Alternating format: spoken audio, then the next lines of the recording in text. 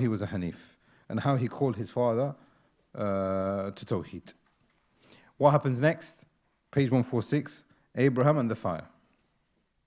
They said, now this is mentioned in the Quran, in Surah Safat, prepare for him a furnace and cast him into a blaze.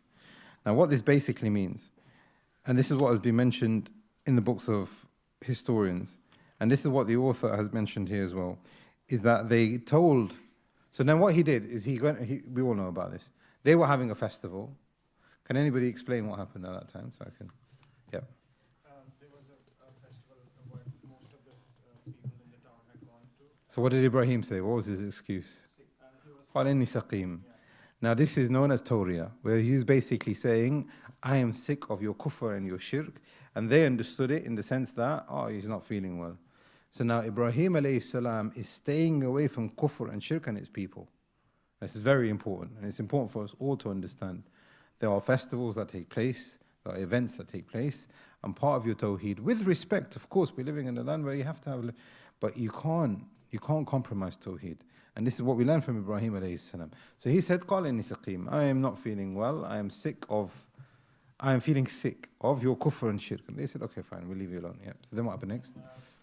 Okay, Jazakallah khair. So now they went away and they were celebrating their festival. Ibrahim alayhi salam knew that the idols were gathered in a particular location, and he went there with the axe and he destroyed every single one of them except for the big one. And then he placed the axe in the hand of the big one, and then he went back home. Why didn't he destroy the big one?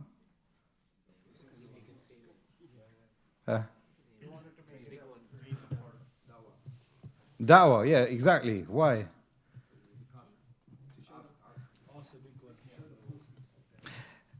From this, look at Aqidah point here. Ibn Taymiyyah and others from the ulama, they have said, مَا لَكُمْ لَا تَنْتِقُونَ. He goes into the room and he's destroying them one at a time. And he's saying, what's wrong with you? You can't defend yourselves? What's wrong with you? You can't speak?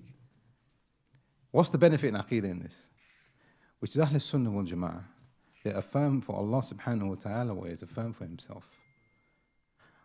They affirm for Allah subhanahu wa ta'ala perfection and completion.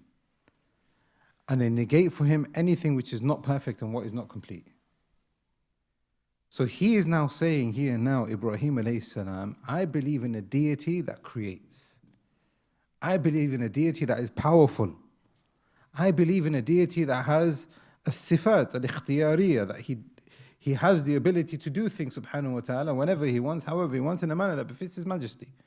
Why is it that you can't talk? If you were a deity, you should be able to talk. Why is it that you can't defend yourselves? If you were a deity, you'd be able to stop me. But you are nothing. So he left it there. Then he goes home. What happens next?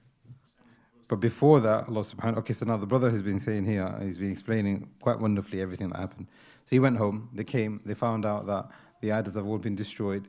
So they said, we've heard of a fatan, yuqalu Ibrahim. They talk about this guy who's always talking about Tawheed and not worshipping on idols. So they call him Ibrahim, let's go to him, it must have been him. Must have been him. So they went to Ibrahim alayhi salam. This is now found in Surah Al-Anbiya. He says, بَلْ فَعَلُهُ كَبِيرٌ هَذَا فَاسْأَلُوهُمْ إِن كَانُوا يَنْطِقُونَ. Now here, did he lie? Because he says, it wasn't me, it was the big one, ask him. If he is a deity, he'll be able to explain because he is the Rabbul Alameen. In one of the readings, wasn't it like his thumb? So he wasn't lying and he wasn't... بَلْ فَعَلُهُ كَبِيرُهُمْ هَذَا. This big one did it. Tawriya. The big one destroyed all of them. So go ask the big one if he can talk. Or what's he pointing with his thumb now? Because he's not lying. He's saying that the big one did it, meaning he destroyed the idols using his thumb, his hand. So then they said, who destroyed them? He said, the big one did it.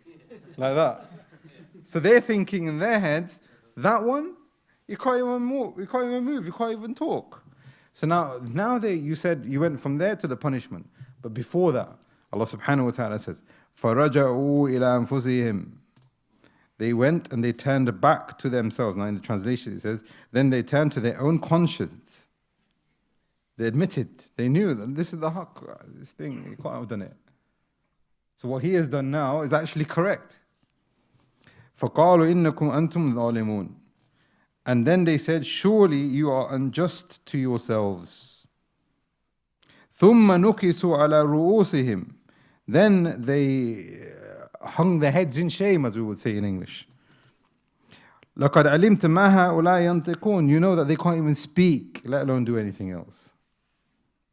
قال أفتعبدون من دون الله ما لا ينفعكم شيء ولا يضركم. Then he uses this opportunity to say to them, are you going to worship something that cannot benefit you and cannot harm you? Now this is also very important. This comes in the Quran a great deal. Are you going to worship something that can't benefit you? Why? Why is that mentioned? This is also very important because even if you don't complete the story of Ibrahim, which I don't think we will now, but at least you benefit from this one because it's connected to your tawheed. It's very important. Allah subhanahu wa ta'ala constantly in describing the idols as something that can't benefit you and that can't harm you. And some ayat that can't harm you, can't benefit you. This is within the context of Ibrahim, but even outside the context of Ibrahim, Allah subhanahu wa ta'ala says, these idols and this shirk cannot benefit you. Why not? What's the relevance? It's repeated many, many times. Yeah. It's close, I'd give you it, but it's not exactly what it, yeah. Yes, you're on the right lines. How? Because only Allah can bring about harm and benefit. While everything else in the earth just a means. But something a little, again, very close both of you, but something a bit more specific to Tawheed al-Uluhiyyah and its relationship with Rububiyyah. Yes. That's what it is. Yeah, that's what it is. Barakallah fi. Because the two answers that we've had before focused on Tawheed al-Uluhiyyah. So I will worship Allah, that's going to benefit me, etc. But how does that tie into Rububiyyah? This is the question. And the brothers hit the nail on the head. Meaning, Allah subhanahu wa ta'ala is saying, and this is what Ibrahim is saying, alayhi salam, these idols cannot benefit you if you were to worship them. And they cannot harm you if you were not to worship them. So why are you worshipping them? There is no harm, there is no benefit. There is no hope, there is no fear. There is no dunya, there is no akhirah. There's nothing. Absolutely nothing. You have created them with your own two hands. They can't benefit. There's no rububiyyah, so why are you giving them uluhiyyah? قال فتعبدون من دون الله ما لا ينفعكم شيء ولا يضركم أف لكم. I mean, like scorning to them. What's wrong with you? ولما تعبدون من دون الله فلا تعقلون. Where's your intellect? So then they said, قالوا حرقوه وانصروا آلهتكم إن كنتم فاعلين. They had no answer, so they said, let's punish him. Let's make some names up. Let's drive him out of the land. Let's kill him. Let's insult him. Let's create a genocide. Whatever it might be, this is the end result, which is now the haqq becomes an issue where people can't accept it. And this is the nature of it all. Every single one of them, from the prophets and messengers, went through something which is similar. Right. The